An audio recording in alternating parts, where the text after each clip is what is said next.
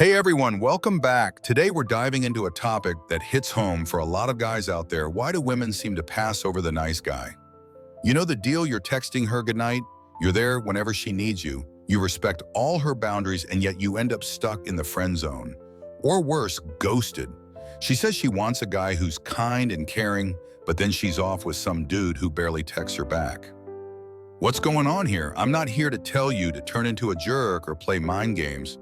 Instead, I'm going to break down the psychology behind why being too nice can actually work against you in dating, and more importantly, how you can stay true to your good nature while becoming the kind of man women are naturally drawn to. So let's get into it, and I promise you'll walk away with some real actionable insights to level up your game. First off, let's clear up a big misconception. Being nice doesn't automatically make you attractive. A lot of guys think that if they're super kind, always put her first and do everything right, she'll fall for them. But here's the truth, being nice isn't a personality trait. It's often a strategy to avoid rejection, to be liked, to play it safe. When you're always agreeing, always trying to please her, you're signaling that you're scared of rocking the boat. And women, they pick up on that instantly. They can sense when your kindness comes from insecurity rather than confidence. Picture this. You're on a date. If you're constantly asking, "Is this okay? Are you having fun? What do you want to do?" It shows you're unsure of yourself. Now compare that to a guy who says, "Hey, I know this awesome taco spot. Let's hit it up at 7. That guy's leading. He's confident. He's not looking for her approval at every step. Attraction doesn't come from being polite or agreeable. It comes from having a backbone, making decisions, and knowing your worth. Now here's where it gets real. A lot of nice guys aren't as nice as they think. Sounds harsh, right? Let me explain. When you're going out of your way, buying her flowers, paying for every date, listening to her vent for hours, what's driving you?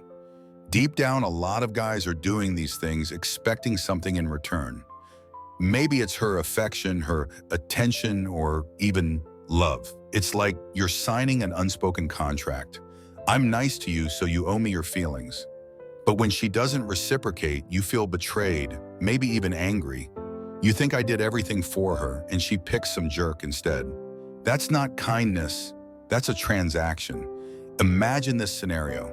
You're texting her every day, helping her with errands, maybe even fixing her laptop at 2 a.m. Then you confess your feelings and she says, "You're a great friend, but I don't feel that way." You're hurt, you're frustrated, you think she doesn't appreciate you. But here's the deal, she didn't reject you because you're nice. She rejected you because she felt the expectation behind your actions.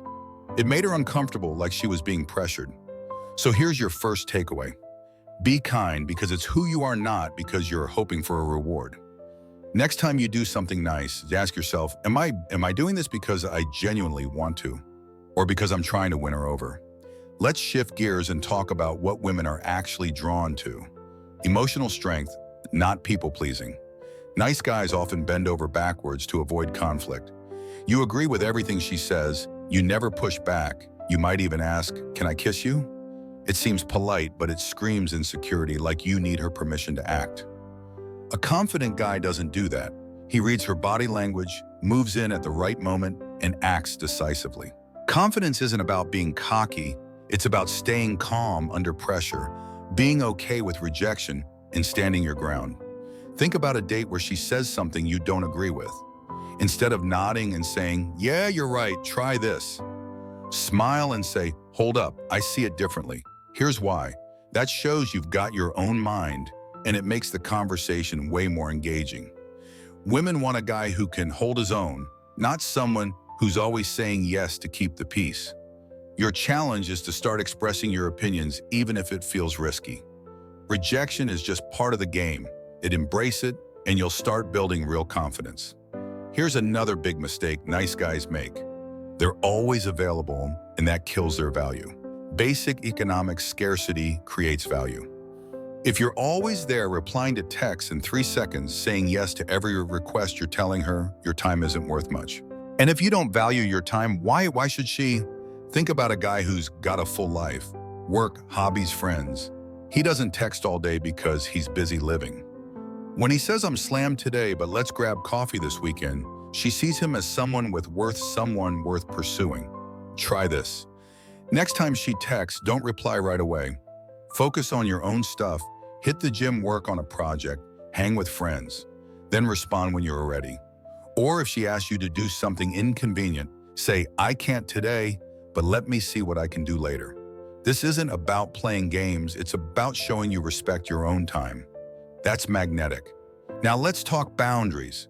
Nice guys often let things slide. Maybe she's late, cancels last minute, or says something disrespectful, and you just smile and move on. You think it's keeping the peace, but it's making you invisible. Women respect a guy who can stand up for himself because it shows he can stand up for her too. If she's 30 minutes late with no apology, try saying, hey, I don't love waiting around without a heads up. Can you let me know next time? It's calm, it's firm, it sets a standard. Boundaries aren't about being mean. They're about showing you value yourself. Another key piece is the dynamic between masculine and feminine energy. Attraction often comes from contrast. Masculine energy is about strength, direction, purpose. Feminine energy is more emotional, fluid, expressive. When a guy tries too hard to be safe or overly agreeable, he leans too far into feminine energy and the spark fades. A masculine guy leads, he picks the restaurant, he makes decisions, he shows confidence. Instead of asking, where do you want to go tonight? Say, I found this cool bar, let's check it out at 8. It's not about control, it's about creating a sense of security and direction. Finally, nice guys can come off as boring because they're too predictable. Attraction thrives on a bit of mystery, a bit of emotional tension. If you're always agreeing, always available, and always an open book, there's no challenge, no intrigue. You don't need to play hard to get, but you do need a life outside of her. Have goals, hobbies, passions. A guy who's out there crushing it at work, hitting the gym, or planning a hiking trip with his buddies. That's interesting. She'll wonder, Taiku, what's he up to? Why hasn't he texted back? That curiosity creates attraction. So here's the bottom line. Women don't hate nice guys. They're turned off by insecurity disguised as niceness. They don't want to be responsible for your emotions. They want a guy who's real confident and doesn't hide behind a good guy mask. Here's how you step up. Build confidence by facing rejection head on. Value your time and energy. Set boundaries. Live a life full of purpose, work, hobbies, friends. When you stop chasing approval and start living authentically, that's when she'll start chasing you.